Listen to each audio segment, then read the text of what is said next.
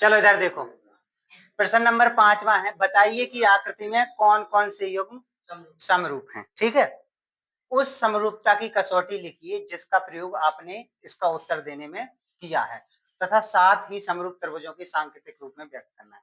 तो ये दोनों जो त्रिभुज हैं ये बताना है समरूप हैं या नहीं। ठीक है, अगर हैं तो किस कसौटी से हैं। तो पहले तो समरूपता की कसौटी पता होना चाहिए, नियम। हाँ, समरूपता की कसौटी। तो देखो, समरूपता की कसौटी या नियम कह सकते हैं, तो अपन लोग तीन ही नियम देखते हैं इसमें। कौन कौन से देखते हैं? पहले होता है ए। इसका मतलब ए मतलब होता है एंगल, मतलब कोण। ए का मतलब क्या होता है? कोण। ए का मतलब क्या होता है? कोण। ठीक है, एंगल। ठीक है, और दूसरा जो नियम होता है वो होता है S A S. S A S. ठीक है, इसमें इसका मतलब होता है, देखो एस का मतलब होता है भुजा, जिसे बोलते हैं साइड। ठीक है, एस मतलब क्या होता है? भुजा, जिसे इंग्लिश में बोलते हैं साइड। और तीसरा जो नियम है, तीसरी कसौटी है एस एस एस। ये तीसरी कसौटी है। एस का मतलब होता है भुजा, ये तो तुम्हें पता है। तो ये तीन कसौटियां हैं जो समरूपता की होती है, ए एस ए एस और एस एस एस। इस सब का मतलब होता है, ए का मतलब है तीनों कोण बराबर हैं। ए का मतलब क्या है? ए यानी त्रिभुज का पहला कोण, दूसरा कोण, तीसरा कोण। पहला, दूसरा, तीसरा, ये जो ए बी मतलब ये कोण जो है ना बराबर है, तो ए बोल देते हैं। दूसरी कसौटी क्या है? S A S. मतलब अगर ये वाली कसौटी पता चले तब भी अपन लोग समरूप कहेंगे, और ये वाली यानी तीनों भुजाएं बराबर हों तब। तो इसमें देखो, ये बी वाला कोण, इसमें देखेंगे कोण बी बराबर कोण क्यू। देखो 80। ठीक है, ठीक है, एस एस एस मतलब भुजा भुजा भुजा। ठीक है, हिंदी में बोलते हैं भुजा भुजा भुजा। तो कोण बी बराबर कोण क्यू है, और कोण ए बराबर क्या है? कोण पी। और कोण सी बराबर क्या है? कोण आर। ठीक है, ये है ना। तो कोण ए कितना है? 60, और ये कितना है? 40। अपन लोगों को कोण बी कोण क्यू एक बराबर मिल गया। क्या मिल गया? एक बराबर। ए कोण ए और कोण पी बी, हाँ सॉरी, कोण ए और कोण पी दूसरा एंगल बराबर मिल गया, और कोण सी और कोण आर तीसरा एंगल बराबर मिल गया। तो ए तो समरूपता की कसौटी कौन सी है? तो अपन लोग पहले तो कहेंगे ये समरूप है। हाँ, हाँ, पहला आंसर क्या हो गया? हाँ, क्योंकि उसमें पूछा क्या ये समरूप है। हाँ है। किस किस कसौटी से? तो तुम्हारी जो कसौटी है वो है तुम्हारी कसौटी ए। इस कसौटी से क्या है?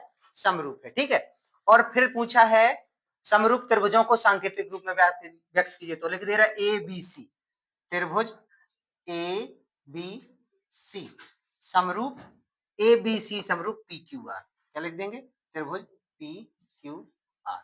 तो ए बी सी समरूप पी क्यू आर हो जाएगा। ए बी सी समरूप क्या हो जाएगा? 4 से तो ज्यादा हो गया। इधर देखो, प्रश्न नंबर 5 का दूसरा है, ये जैसे पहला किया था वैसे दूसरे को देखना है। तो ये पूछ रहे हैं ये समरूप है या नहीं। तो देखो, अपन लोग समरूपता के लिए ऐसे रख सकते हैं, जैसे इसके दुगने के रेशियो के बराबर कोई चीज, जैसे इसमें ये आधार हो जाएगा तो इसमें ये वाली मान लो। तो अपन लोग लिख सकते हैं इसमें ये वाली भुजा तो इसमें क्यू आर मान ले रहे हैं। तो देखना ए बी बटे क्यू आर बराबर, ए बी बटे क्यू आर है बराबर में, और हम रख रहे हैं बी सी बटे पी आर। ठीक है, बी सी बटे पी आर रख रहे हैं, और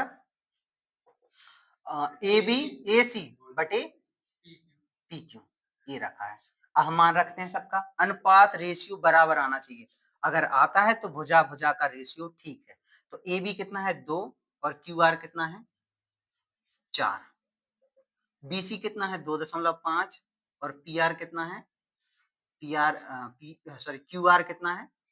बी सी और पी आर है 5, और ए सी कितना है? 3, और इधर पी क्यू कितना है? 6। तो इसे काटो, 2 1 कम 2, 2 दूनी 4, 1/2 हो गया। दशमलव से काटो, 0 बड़ो, 25 से कम 25, 25 दूनी 50, 1/2। 3 1 कम 3, 3 दूनी 6। अपन लोग कितना हो जाए? 1/2 बराबर 1/2 बराबर 1/2, यानी इनका जो रेशियो है कह सकते हैं 1/2 1/2 1/2 बराबर है। ठीक है। तो इस प्रकार अपन लोग किस रूप में बता सकते हैं, किस रूप में बता सकते हैं अपन लोग, भुजा भुजा भुजा, यानी एस एस एस क्या हो जाएगा, समरूप। तीनों भुजाएं एक रेशियो में निकली तो अपन लोग ये कह सकते हैं एस एस एस समरूप। तो अपन लोग लिख देंगे ये समरूप है, हाँ है। ठीक है, कौन कौन सा त्रिभुज समरूप है, समरूप के दिखाएंगे अपन लोग। पहले क्या लिखा था, दो वाला कौन सा, ए बी, तो त्रिभुज ए बी लिखा। इसमें हमने क्या लिखा था, त्रिभुज Q R, A B C बराबर त्रिभुज Q R P, Q R P. ठीक है, एबीसी सर्वांग सम पी क्यू, एबीसी समरूप पी क्यू आर पी, ये वाला हो जाएगा। अब बताओ क्या कह रहे थे, गलत कहाँ हो गया।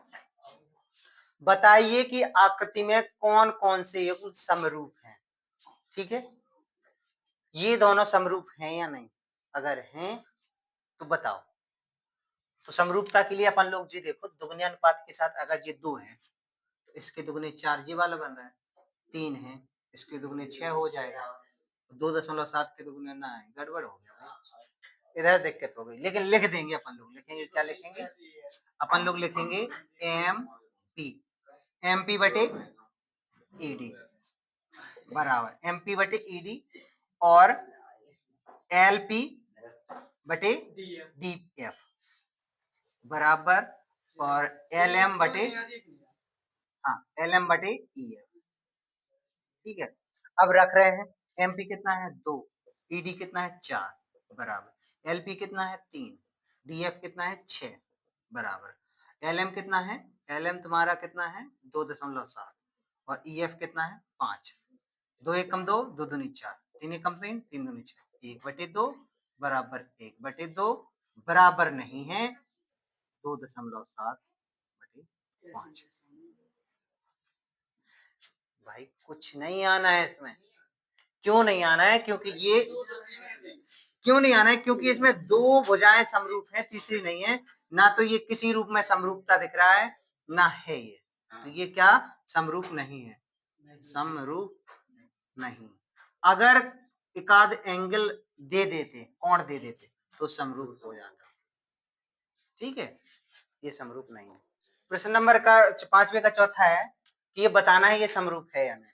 ठीक है, और किस आधार पे ये समरूप है, अगर है तो अपन लोग जैसे ये 2.5 है, ये 5 है, इसका दुगुना बढ़ाओ तो 5 हो रहा है, 5 का दुगुना 10 बिल्कुल आ सकता है 70 70। तो अपन लोगों को एक कोण बराबर मिल जाएगा, भुजा का एक रेशियो बराबर मिल जाएगा। देखो अपन लोग लिखेंगे क्या, एम एन बटे पी क्यू बराबर एम एल बटे पी आर, नहीं पी आर नहीं क्यू आर।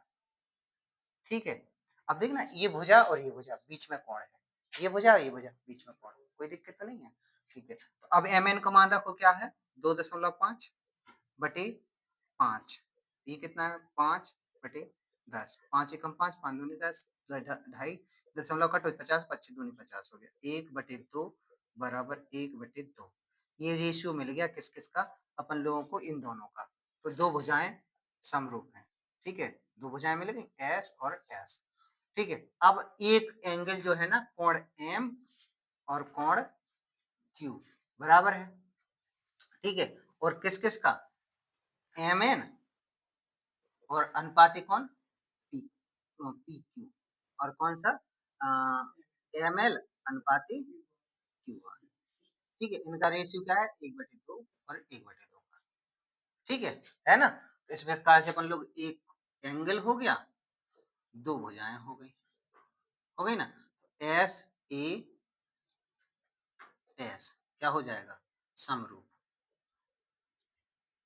हो जाएगा कि नहीं हो जाएगा, एस एस समरूप हो जाएगा। समरूपता की कौन सी कसौटी है, एस एस वाली। ठीक है, दूसरी वाली लिखवाई थी।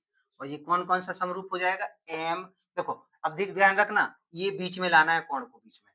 अब बड़ी वाली छोटी वाली भुजा से ला रहे हैं, तो हम ला रहे एन एम एल, त्रिभुज एम सॉरी त्रिभुज एन एम एल समरूप किसको लिया है, पी क्यू आर, त्रिभुज पी क्यू आर, ये क्या है समरूप। ठीक है, चलो देखो प्रश्न नंबर 5 में का 5वां है तो ये समरूप दिखाना अगर है तो किस कसौटी पर ये समरूप है और कौन सी कसौटी है। ठीक है, तो अपन लोग देखना 2.5 का 2 गुना 5 हो जाएगा, 3 का ये हो सकता है, तो अपन लोग लिखेंगे ए बी बटे डी एफ बराबर ए बी बटे डी एफ बराबर हो जाएगा बी सी बटे ई एफ, ये हो जाएगा। ठीक है, तो ए बी का मान कितना है 2.5 और डी एफ का मान कितना है 5 और बी सी का है 3 और ये हो जाएगा 6।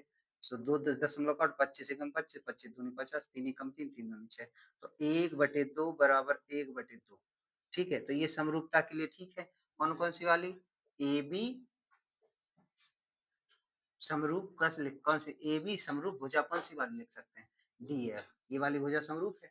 और कौन सी भुजा समरूप है बी सी, और समरूप कौन सी है ई एफ, ये वाली लिख सकते हैं। और एंगल देखो कोण ए, देखो दोनों भुजाओं की साइड में है ना, एक मिनट ना 5 मिनट है, ये गड़बड़ हो जाएगा क्योंकि ये समरूप नहीं है, हम वही तो देख रहे थे। हाँ, क्यों नहीं देख रहा हूँ, एक मिनट, ये दो भुजाएं हैं उनके बीच का ये कोण है, ये दो भुजाएं उनके बीच का कोण 80, इन दोनों भुजाओं के बीच का कोण 80 नहीं है। ठीक है, नहीं है ना, तो इसलिए से ये जो अपना कोण ए देख रहे हैं अपन, सॉरी इधर कोण जो एफ देख रहे हैं वो कोण कौन सा पता होना चाहिए, कोण बी पता होना चाहिए और बी बराबर होना चाहिए, जो कि बराबर नहीं है, इसलिए यह समरूप नहीं। ठीक है, हाँ, यही देख रहे थे कंफर्म करके कि जो समरूप है या नहीं। आंसर हमारे प्रश्न नंबर 5 का छठवां है। अब पूछ रहे हैं ये दोनों समरूप है या नहीं, अगर समरूप है तो किस कसौटी पे समरूप है। ठीक है, देखो दो कोण दिए हैं, दो कोण दिए हैं। अब एक चीज सोचो, जब किसी त्रिभुज के दो कोण दिए रहते हैं तो तीसरा कोण निकाल सकते हैं ना, तो अपन लोग निकालेंगे कोण ई प्लस कोण डी, सॉरी कोण डी प्लस कोण ई प्लस कोण एफ बराबर 180 होता है कि नहीं। तो कोण डी का मान कितना है 70, ई का मान कितना है 80 और कोण एफ का बराबर 180 हो गया, 8 7 15 हो गया, तो यानी 150 प्लस कोण एफ बराबर 180, तो कोण एफ बराबर 180 माइनस 150, तो कितना बचा है कोण एफ बराबर, बोलो 30 डिग्री।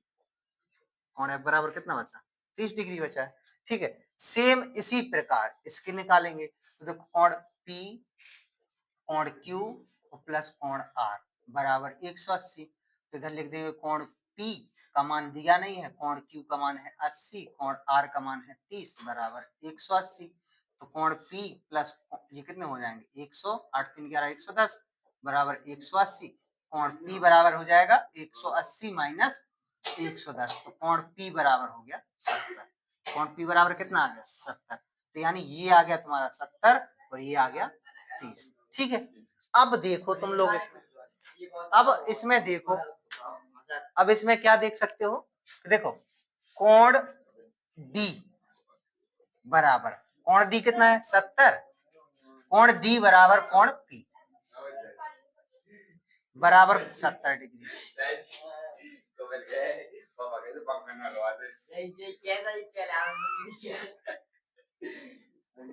सुधर जाओ, इधर देखो, चुप बिल्कुल, देखो कोण डी बराबर 70 है और कोण पी बराबर भी 70 है। ठीक है, तो लिख दिया बराबर, कोण ई बराबर 80 है और इसके बराबर कौन कौन सा है, कोण Q बराबर 80 और कोण F बराबर कितना है 30 और कोण R बराबर भी 30। ठीक है, तो देखो ए ए ए, तीन कोण बराबर मिलेगा, देखो ये और ये और ये और ये और ये और ये मिल गए ना, तो इस हिसाब से अपन लोग कौन से हिसाब से कह सकते हैं ए ए ए समरूप। ठीक है, ए समरूप है। ठीक है, तो लिख सकते हैं अपन लोग कौन डी ई एफ